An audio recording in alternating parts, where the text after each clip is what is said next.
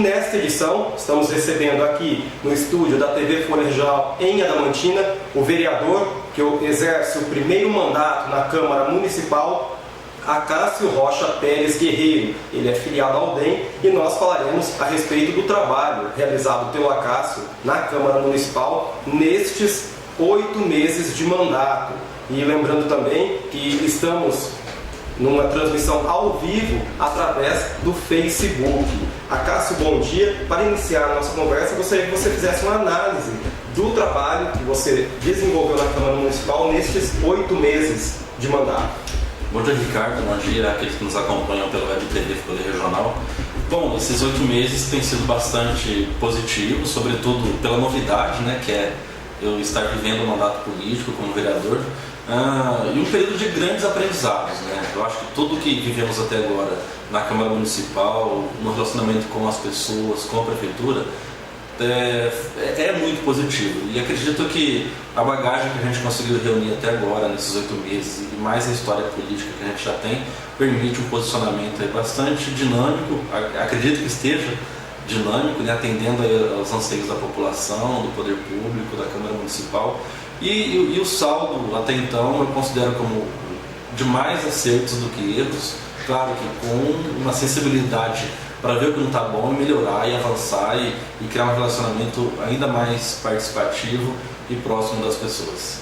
E Acácio, é claro que nós estamos falando de um primeiro mandato e são apenas 8 meses, mas quais as principais conquistas que você destaca do seu mandato nesse período? Acho que as conquistas elas se dividem em 2 aspectos, Ricardo. Um conjunto de conquistas é o posicionamento meu, né? A gente está falando do meu trabalho, é o meu posicionamento em relação aos temas aí que a cidade nos apresenta, os temas que o Executivo leva até a Câmara, os temas que a cidade, a população nos traz. Então, nesse volume de temas aí, né, há uma série de conquistas, sobretudo por posicionamentos aí que às vezes até surpreende a própria base do nosso governo, surpreende os colegas do Democratas quando me colocam diante de um tema de uma maneira até diferente daquilo que havia de expectativa, né? Então esse ganho eu considero como positivo, há um saldo de conquista nisso, né? Então isso conquista e se celebra a autonomia, a independência, a liberdade para poder fazer política. Então esse é uma conquista, eu defino isso como uma conquista. E as conquistas aí do plano material, né, que esse trabalho de 8 meses trouxe para a cidade. A gente tem um trabalho bastante articulado com todos os colegas do Democratas, né? Então todas as conquistas até então são assinadas pelo bancário do DEM. Tem um micro-ônibus escolar que foi conquistado aí para Adamantina. Tem um recurso para obra de infraestrutura, para pavimentação e recapeamento asfáltico conquistados para Adamantina, né? Tudo isso articulado com o deputado Rodrigo Garcia, né? Que hoje é secretário estadual da Habitação. Ele tem sido um parceiro muito forte. O outro parceiro é o Jorge Tadeu Mudalem, que tem um anúncio aí de um recurso de R$100 mil para a área de saúde, né? Canalizado para a Santa Casa de Adamantina. Esse 100 mil do Jorge Tadeu Mudalem está em fase ainda está tramitando ainda numa fase bastante inicial, né? Mas é um recurso aí que vai ser incorporado ao conjunto de investimentos que o DEM canalizou para a Adamantina nesses 8 meses.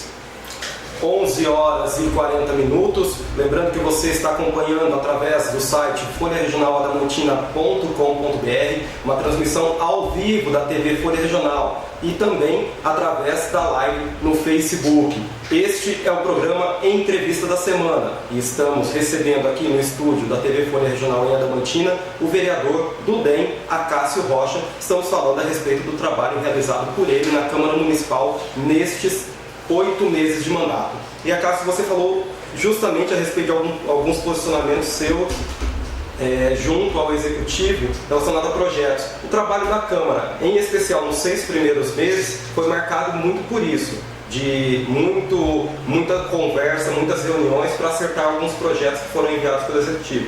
Como que você avalia esse relacionamento entre Câmara e Prefeitura? Olha, Ricardo, todos os projetos que vieram até nós, né, eu não sei precisar, mas acredito que 100% foram aprovados, né? Claro que a aprovação ela exigiu uma discussão anterior, né, nas comissões, entre os vereadores, discussões que foram levadas também ao prefeito, a equipe dele, quando era um tema complexo que exigia uma ampla conversa, então tudo isso foi feito. Então, os projetos bons, os temas bons, que repercutem positivamente para a cidade, que melhorem o funcionamento da cidade, que tragam mais obrigações para as pessoas, para o poder público, tudo isso foi discutido nesses 8 meses. Mas as questões aí delicadas, que exigiram um posicionamento contrário, né? Ou um posicionamento não contrário, mas um posicionamento crítico acerca de um ponto, de um projeto de lei, um posicionamento crítico a respeito de uma propositura, isso a gente teve condições de se posicionar. Então apontamos em vários momentos para a Prefeitura, por exemplo, deficiências na estruturação de projetos de lei, né? Então o projeto de lei tinha algum vazio, né, que permitia ali uma brecha, né, ou era construído com uma redação até equivocada. Então, teve momentos aí que o Poder Legislativo, com muita sensibilidade, com muita técnica e independência, conseguiu identificar falhas estruturais nos projetos de lei e se posicionou. Eu, particularmente, sou do partido do prefeito, somos 5 vereadores do Democratas na Câmara e sempre que foi preciso tomar posições críticas, né, essas posições foram tomadas. Por exemplo, hoje tivemos uma reunião agora pela manhã com o pessoal envolvido das caçambas, né?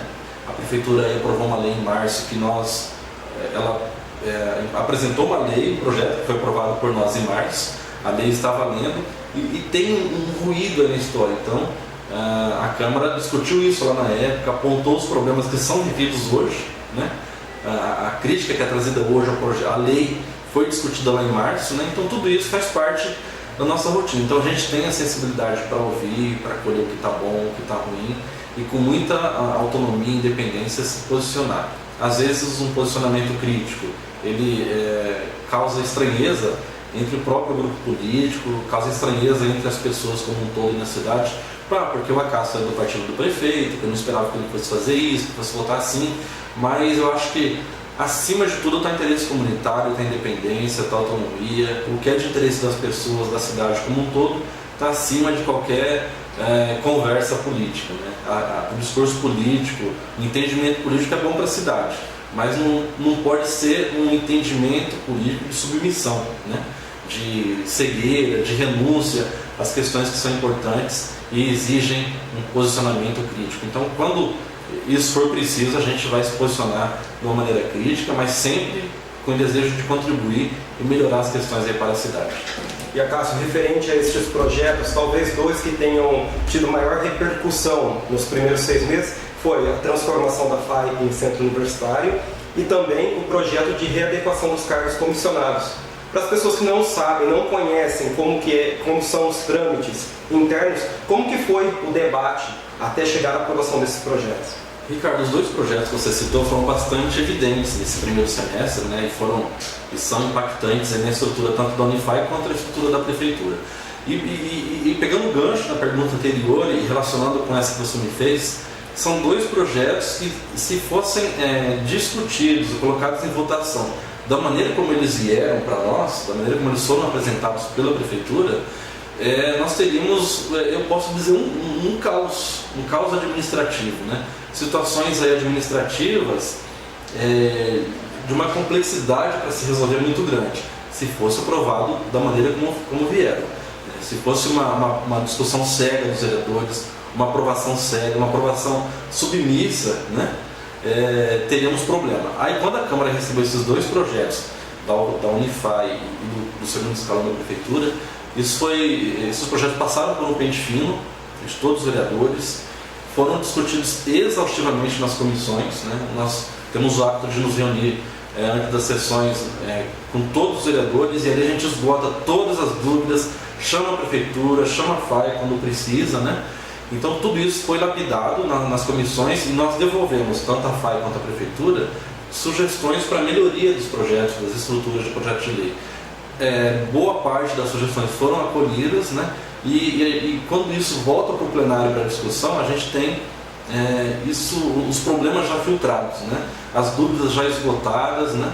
E a gente consegue tramitar isso mais tranquilamente. Mas todos os projetos, Ricardo, não só esses 2, todos eles passam por um pente fino, né?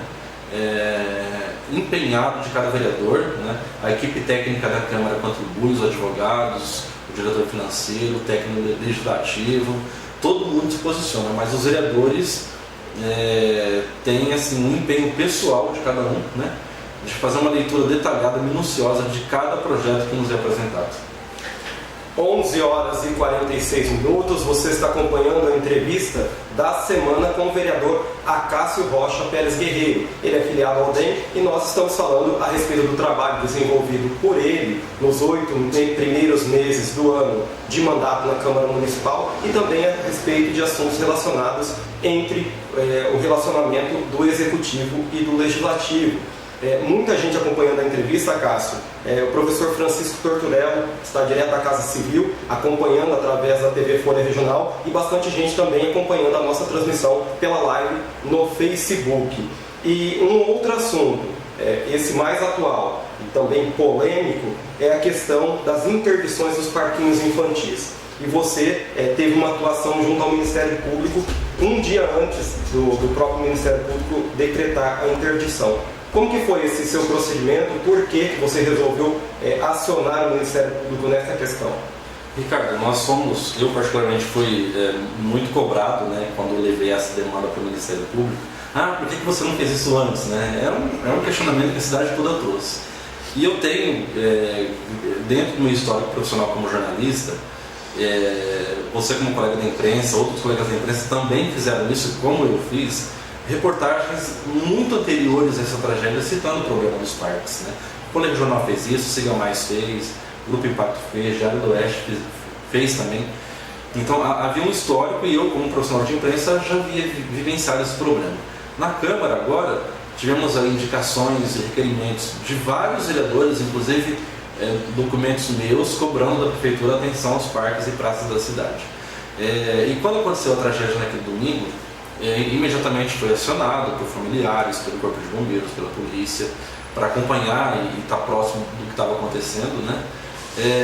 E uma hora antes da tragédia, eu cito isso na representação que fiz para o Ministério Público, uma hora antes da tragédia, eu fui marcado numa postagem no Facebook falando assim: olha a situação de escuridão no Parque dos Pioneiros, daqui a pouco vai acontecer uma tragédia, né?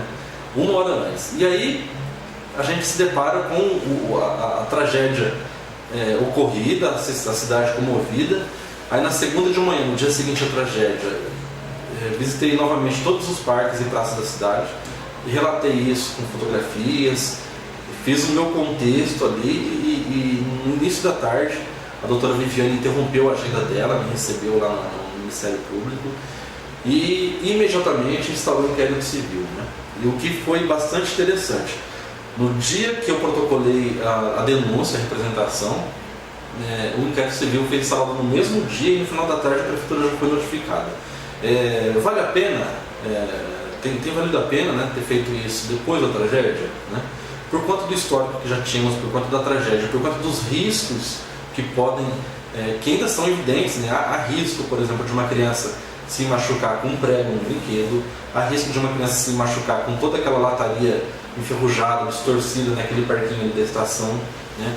Então há riscos bastante evidentes, né? Se não houver uma medida cautelar de se antecipar, de corrigir os problemas, novos acidentes poderão ocorrer. Claro que o acidente que aconteceu, que matou uma criança, vai ser objeto de uma investigação, que a DDM vai tocar essa investigação, né? Vai apurar as causas, as responsabilidades, de uma maneira isolada. Agora, a questão de todos os parques, a gente viu que era o momento de tomar um posicionamento. Pensei muito, porque daqui a pouco o Ricardo e aqueles que nos acompanham pelo Web TV, daqui a pouco vão apontar assim: olha, esse parquinho está fechado porque foi o vereador Acácio que denunciou, e não sei o que, vai acontecer isso, mas eu estou com a consciência muito tranquila da preocupação maior, a preocupação com a vida, com a integridade física, sobretudo das crianças, né, das famílias aí, no uso desses brinquedos. São três conjuntos de brinquedos que estão interditados. Há outros espaços de lazer na cidade, no Caldeira, no Jardim da Matina, outros bairros têm equipamentos de lazer, na Vila Jamil de Lima, né? Então a cidade não está sem oportunidade de conviver nesses ambientes de lazer. Acontece que esses três, que são, há problemas estruturais mais evidentes, a Prefeitura agora tem uma obrigação aí de dar uma alternativa, né? Dar uma solução para isso. para que depois reabilite esses equipamentos para uso da comunidade. Mas olha, consciência muito tranquila, conversei muito com muitas pessoas para tomar essa decisão. Por exemplo, eu cheguei no fórum lá para protocolar a denúncia, fiquei meia hora dentro do meu carro pensando vou ou não vou, né? Refletindo todas as consequências disso, mas acredito que a medida foi acertada. E Acácio, quando, um pouco antes da entrevista, começaram a divulgar a entrevista, no material que a gente sempre espalha nas redes sociais, com os assuntos dessa entrevista, claro, constava a questão da interdição dos parquinhos, algumas pessoas me questionaram se era necessária a interdição destes parquinhos. Lembrando que os que foram interditados, o do Parque dos Pioneiros, o da Lagoa dos Patos, que é a Praça Euclides Romanini, e também lá da estação, o parquinho da estação, que é o parquinho do Foguete. Então eu queria que você respondesse. Você acredita que era necessário ter a interdição destes locais? Era necessário, só que tem um fator que é mais importante. A prefeitura, se ela quiser, ela resolve isso rapidamente, né? Eu sou leigo, não sou um profissional da engenharia, não tenho toda a questão técnica para decidir sobre isso, mas olhando a questão do playground do Parque dos Pioneiros e da Praça dos Patos, da Praça Euclides Romanini, são situações relativamente muito fáceis de serem resolvidas. Com madeira e prego se resolve, né? A questão do parquinho da estação é um pouquinho mais complexo, né? Demanda um pouquinho mais de tempo. Mas se a prefeitura quiser resolver em uma semana, já teria resolvido, né? Se ela quiser protelar, a gente vai estar cobrando isso para que a devolução desses parques para a comunidade não demore. Mas sabe, Ricardo, teve uma série de investimentos ali em parques na cidade, né? Vários bairros ganharam parques infantis, né? E eu coloco hoje que houve um erro de gestão nisso, né? Era muito mais importante e urgente recuperar o que já existe do que pulverizar e criar novos parques e novas áreas de lazer. Então, por exemplo, o parquinho da estação, o parquinho do Foguete, tudo aquilo ali tem que ser arrancado e removido dali, né? Não se aproveita nada ou pouquíssimas coisas se aproveita dali. Por que não, dentro desses conjuntos de equipamentos que foram instalados, por que não instalar novos equipamentos ali e remover aqueles? Claro que agora não dá mais tempo, porque os que foram instalados nas comunidades já são parte do cotidiano das comunidades, mas houve também um erro aí, eu vejo que houve um erro de decisão quando se pulverizou parques e negligenciou, né, aqueles que estavam com problemas. 11 horas e 53 minutos, você está acompanhando através da TV Folha Regional no site folharegionaladamantina.com.br mais uma edição do programa Entrevista da Semana. E estamos recebendo aqui no estúdio da TV Folha Regional em Adamantina o vereador Acácio Rocha Pérez Guerreiro. Você também está acompanhando através da nossa live no Facebook. Bastante gente fazendo pergunta, querendo participar da entrevista, até porque estamos abordando assuntos polêmicos. E um outro assunto também um pouco recente, questão da reestadualização da vicinal Plácido Rocha, que ela era estadual, de responsabilidade do Estado, e em 1996 o prefeito da época, Ivo Santos, nos últimos dias do mandato, acabou assumindo, trazendo para o município a responsabilidade de manutenção dela. E recentemente, até para o orçamento estadual de 2018, você foi um dos vereadores que foi entregar uma proposta para que ela fosse reestadualizada. Por que dessa necessidade e como que você vê toda essa questão? Ricardo, nós tivemos então essa primeira edição trágica, né, do governo Ivo Santos, lá em 1996, quando no final do mandato o município assumiu a gestão da rodovia Plácido Rocha. Então, desde então, sendo municipal, o problema passa do município. A tentativa nossa, claro que é um caminho muito difícil, depende de muitas forças políticas, né? O Estado reassumir essa rodovia. É um caminho difícil, mas a gente tem que insistir nele e tentar, né? Para que haja investimento de volume, né? Investimento em infraestrutura que recupere a rodovia, que dê melhores condições de tráfego para a rodovia e segurança para os usuários. Até que isso não aconteça, né? É uma tentativa nossa, mas até que isso não aconteça, o município tem que bancar, infelizmente, além de toda a malha viária urbana dentro da cidade, as ruas, as avenidas, de todos os bairros, ela tem que bancar também a manutenção da Plácido Rocha, ali do trevo da 294, do João Ribeiro de Barros, até o rio Aguapeí, né? Até para lá da Lagoa Seca. Então a gente precisa aí ter uma ação junto ao Estado, cobrar a reestadualização dessa rodovia, em último caso, cobrar um convênio de volume, né, um convênio robusto com a Secretaria de Transportes ou a Secretaria de Logística do Estado de São Paulo, para que haja investimento junto ao DR para recuperar a rodovia. Mas até que isso não aconteça, a gente tem que pagar esse custo alto desde 96, né? Mais de 20 anos que a gente paga a conta dessa rodovia, e o município, a gente sabe, o município não dá conta nem do seu perímetro urbano, né? Quem dera dá conta de uma rodovia que liga a Alta Paulista com a região noroeste do estado. Quem tomar conta de uma rodovia que tem um fluxo de 2 usinas e uma grande indústria que é a Ginomoto em Valparaíso, né? Quem não tem, né? A rodovia foi construída por uma lógica de transportes na década de 80, ela foi asfaltada. É uma rodovia pensada para aquela época, que hoje abarca um volume muito grande, e além de ser um volume, é uma carga concentrada, né, nos caminhões bitrens, né, que o pavimento não suporta. Então o município não tem condições de tocar isso, precisa de socorro do Estado. Enquanto esse socorro não vem, a gente faz esses remendos aí, a operação engana buraco, né? E a gente está buscando então um convênio do Estado, um convênio robusto, e no último caso aí, que era o melhor, era a reestadualização.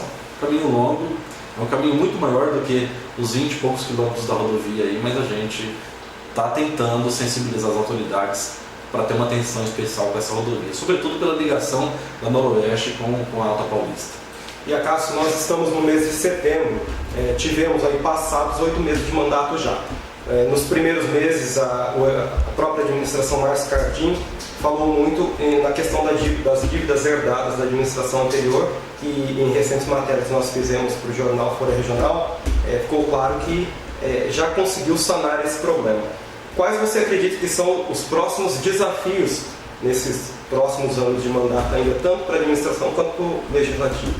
Eu acho que os desafios aí mais evidentes envolvem a questão do lixo, né? Do aterro sanitário, a questão do RCC, que é o resíduo de construção civil, aquele resíduo que é levado pelas caçambas, né? A questão do cemitério é um tema bastante complexo aí que precisa ser resolvido também. Eu acho que essas são as 3 áreas ambientais e áreas de infraestrutura importantes. Tirando essas questões, os temas ligados à saúde, né? Fazer toda essa rede de saúde, que é bastante robusta, ela se integrar melhor, né? As UBS, as Unidades Básicas de Saúde, o ambulatório da Unify, Santa Casa, CAPS, Pai Nosso Lar. Nós temos uma grande rede de saúde no município e ela precisa se articular melhor, né? Tem demandas aí que poderão ser atendidas por um serviço, que vão para o outro, demandas que são das Unidades Básicas de Saúde, dos postinhos, que acabam indo para o pronto-socorro e cria aquela lotação. Então, eu citei cemitério, citei aterro sanitário, citei as questões estruturais e as questões de saúde. Já a dívida que a gente se deparou no começo do ano é uma dívida que grande parte, 95% já é equacionada. O que está aí pela frente está administrável, né? E fora isso aí, a administração tem pago conta, tem comprado e pagado aquilo que tem comprado, pagado contas anteriores. Então a questão financeira está bem equilibrada, eu digo, né? Sob controle. Não está com folga, não está com recursos para investimentos, para inovar, para fazer diferença. Ainda não tem, mas é uma questão que está sob controle hoje. E para a gente finalizar, claro que você já falou um pouco a respeito do trabalho da administração, mas eu gostaria que você analisasse a atuação da administração Márcio Cardim nestes 8 primeiros meses do mandato. Ricardo, a gente está entrando no 9º mês, né? É um mês simbólico que eu coloco. É o fim do ciclo da gestação, né? Então a administração, eu entendo que ela teve todo esse período aí de 8 meses para sair do embrião, né? Sair daquelas expectativas, fazer as primeiras ações aí, né? E começar a ganhar corpo, né? Claro que é um período de 8 meses. Foram vivenciadas aí grandes dificuldades, a financeira, as dívidas, fornecedores não querendo entregar para a prefeitura, 2 chuvas muito severas, né? Uma em janeiro e outra agora no mês de agosto, que sacrificaram bastante a cidade. As questões que eu já pontuei de lixo, de aterro sanitário, de cemitério, né? Tudo isso precisa ser enfrentado ainda. O relacionamento com a Câmara é de respeito entre os 2 poderes, a Câmara com o Executivo. os demais poderes constituídos da cidade, o Judiciário, o Ministério Público, a gente percebe que há uma iniciativa colaborativa desses órgãos, muito mais do que punir a Prefeitura. Por quê? Porque entende que há um conjunto de boa vontade, né, na administração municipal. A FAI precisa aí avançar nas atividades de extensão comunitária, precisa se consolidar e, sobretudo, consolidar o curso de medicina, né? Então, esse período de 8 meses aí, eu considero como positivo. Acho que é importante o prefeito Márcio revisar o seu secretariado, né? Aqueles cargos comissionados, diretores. Quem não tem um perfil, já deu para perceber isso, né? Quem não tem um perfil, não tem o mesmo ritmo de trabalho, o mesmo compromisso, que não tem iniciativas criativas para lidar com pouco dinheiro e fazer com qualidade de serviço público. Quem não tem esse perfil, eu acho que deve ser reconsiderado, buscado um outro nome, né? Sem nenhum medo de fazer essa mudança. Então eu acredito que é um período de avaliação. No geral, a administração foi positiva, né? Com muitos acertos, com muitas decisões aí tomadas até antipopulares, né? Mas imprescindíveis para a cidade. Disse e digo sempre, a Adamantina vive um período de realinhamento, né? De retomada de uma série de valores aí que se perderam ao longo dos últimos anos. E esse realinhamento, a gente está no início disso tudo, né? 8, 9 meses de administração é muito pouco para projetar aí se é bom ou se é ruim, se vai ser bom ou se vai ser ruim no final de 4 anos, mas o saldo é positivo e a gente percebe uma vontade muito grande de acertar, uma vontade até corajosa, né? De tocar em temas complexos, criar novos parâmetros aí de leis e tudo, para que a cidade se realinhe. Então, no que for bom para a cidade, prefeito, administração, a população como um todo, pode contar com a gente lá na Câmara Municipal. 12 horas e 3 minutos. Você acompanhou através da TV Folha Regional ao vivo a entrevista com o vereador Acácio Rocha Pérez Guerreiro. Nós falamos a respeito de diversos assuntos relacionados ao trabalho dele na Câmara Municipal e também a respeito de assuntos polêmicos, como os projetos que foram votados na Câmara Municipal, a questão da interdição dos parquinhos, reestadorização da Vicinal Plácido Rocha, e também ele fez uma avaliação da administração Márcio Cardini nos 8 primeiros meses do mandato.